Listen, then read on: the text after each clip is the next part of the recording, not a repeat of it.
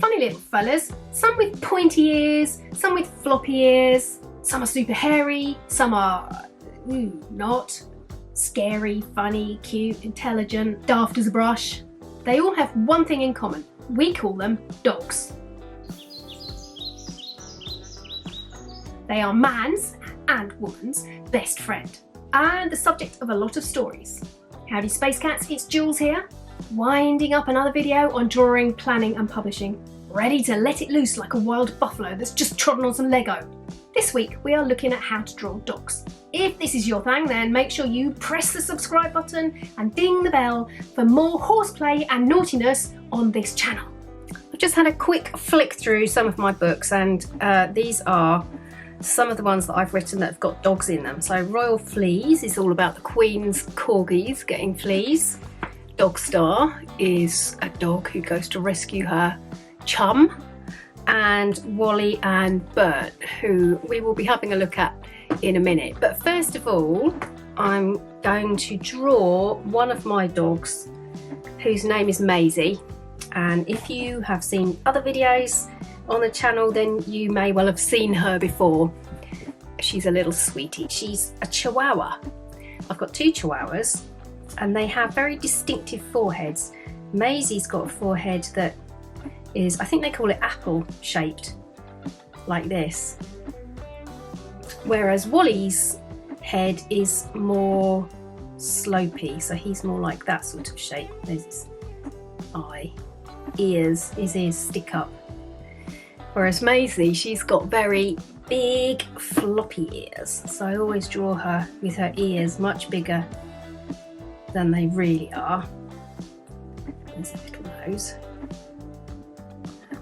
One eye, and then I always draw her with a very tiny body as well. So let's imagine that is her body shape, and then she's got her little legs and toes, and the other one's around the back, and then one leg like that, and then you'd have to rub that line out. The other one like that. Let's just rub that out.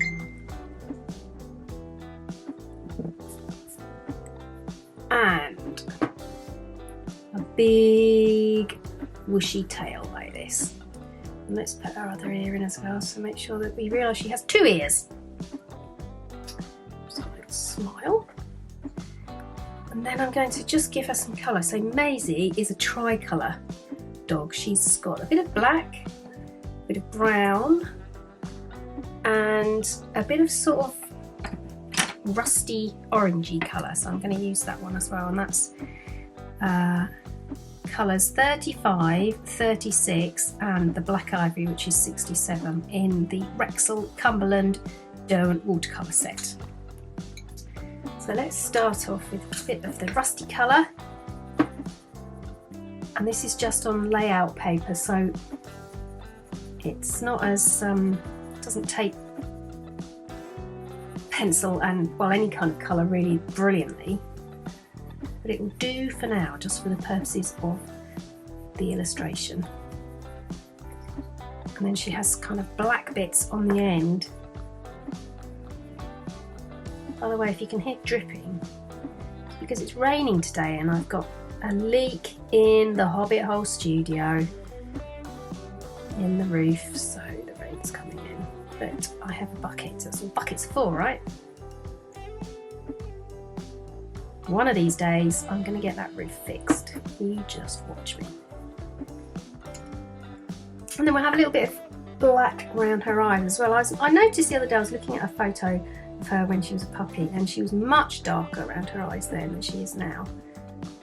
So I'll just do a little bit like that. I'm going to have now the darker colour. So let's blend that black into the coppery colour.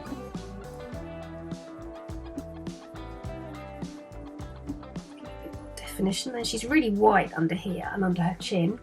She's got a few little spotty little black marks on her under her nose, and then it kind of comes into a little bit of a V, almost meets here. And And she's got the same thing that comes on the other side, but of course you can't see the other side very well, so we'll just do that. Paler colour.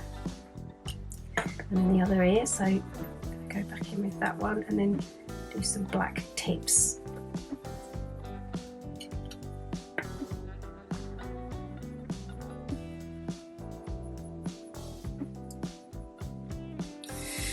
And she's got some brown on her back as well, so I'm just going to continue this. And she's got this lovely little love heart sort of shape on her in white. You can only really see it if you look at her from above. She has this sort of shape about here. I'm just going to rub that out a little bit actually, so you can see a bit better. Here's like a little love heart shape. And then her leg is really white, and she's got a sort of mishmash of colours on her tail. The end's white, and if you can hear that noise, that noise, it's the scaffolding going up next door. So despite the fact that we are in lockdown at the moment, not everything has come to a screaming halt. There are still things happening that if you're outdoors and you can do it safely, people are still going about their business. Okay.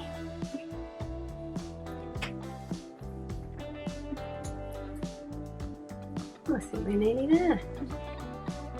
Amazing. And then if she's front on,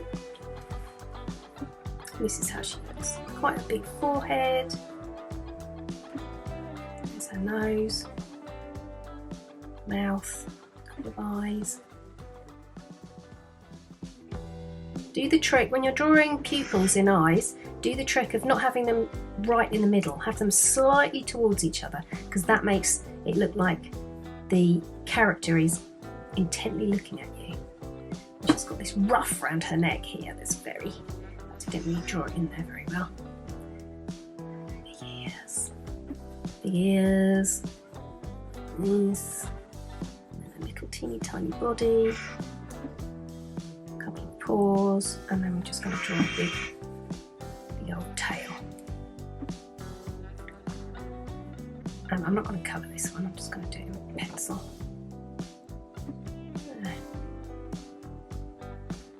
Quick sketch of Maisie. Let's imagine you want to draw Wally from Wally and BERT. There he is. So he's much more characterised than a normal shaped dog. He's got this big sort of funny old shaped face, and he's got really big floppy ears like this. And you might notice something really strange about him is that he's got one massive eye and one quite small eye like this. And that's just to give him that slightly insane look about him. Because when I was writing this, I was thinking about characters. There's his other ear, by the way, going around the back. Two characters that one rescues the other one, a bit like Wallace and Gromit or Dastardly and Muttley, that sort of thing. And he wears this funny little waistcoat. There go the scaffolders. There's a sleeve. So Wally is the main part of the dog, but he has his best friend who is called BERT, and I don't know if you can guess who BERT might be. He also has, that's the rest of his body, and he has his legs come out either side like that. Little sort of long triangles with shoes with bows on, like that. BERT is his tail. So it's his tail that always gets him out of trouble, because his tail is the clever part of him, and he doesn't quite realise that actually his tail is part of him. He thinks it's just his best friend that follows him around everywhere. And his waistcoat has got this swirly pattern all over it. If you're drawing clothes, you can always make them stand out a bit more by giving them some sort of pattern. Like that. And he has a green waistcoat. Let's choose a bright green. This one will do. Nice bright green waistcoat.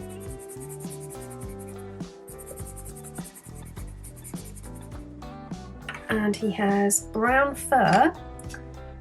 Brown shall we use? Let's use this one. This pencil is my newest acquisition. It's the Derwent watercolour one. Burnt Yellow Ochre, number 60. So it's not quite right for him because he's much more,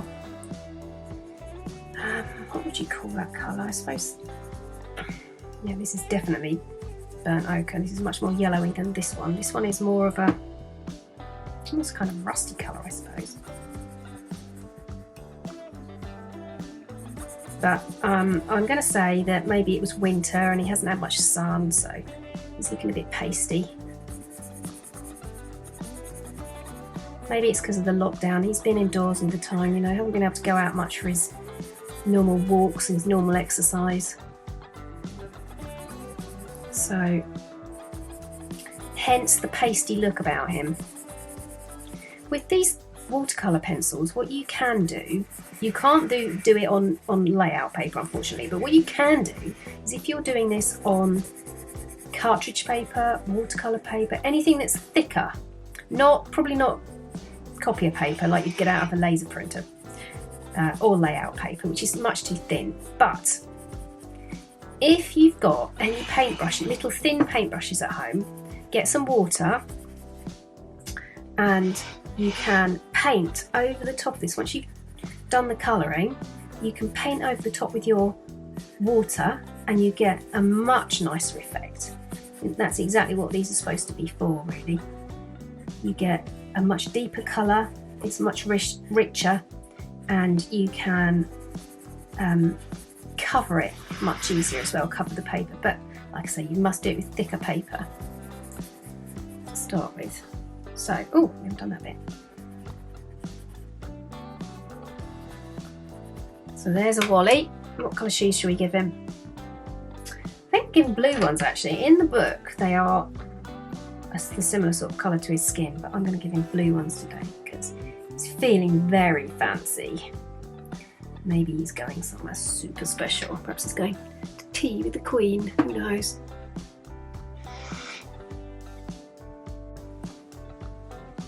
Maybe you want to draw a really hairy little Jack Russell type doggy. So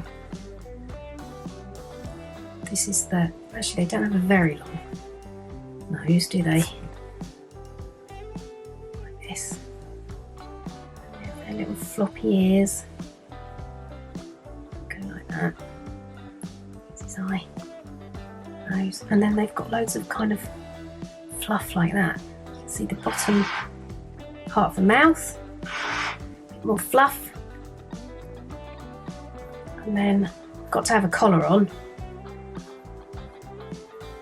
like that.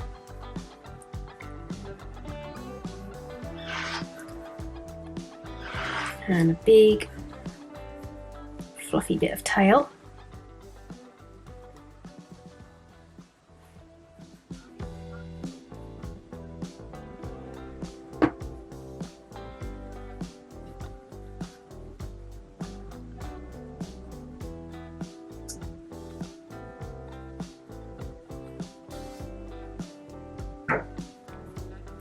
Now, what happened to my rubber? My other rubber. I'm just going to rub that eye out because I'm not very happy with that. This is an 8B, by the way, so it's not the easiest of pencils to rub out.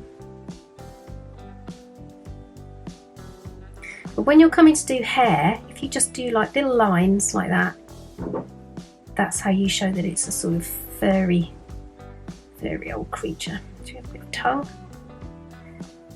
tongue, and I think this one is going to have, I think we're going to have a black spot. I'm not going to use that one, I'm going to use this big fat old black one. Like that. Black spot around his eye. The opposite ear is black. Like that. Blacken up his nose a little bit. Just going to give him a little bit around his chops. And then what should we do?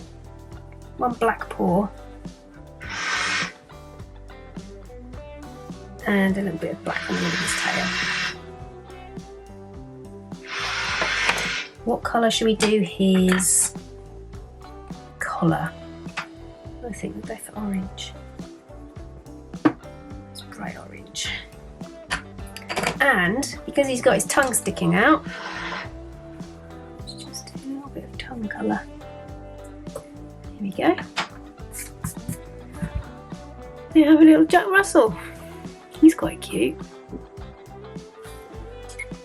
Unlike cats, dogs really do come in all shapes and sizes, so let your imagination run wild and create something that is just yours. Dogs make great protagonists and sidekicks in stories too, so give it a go.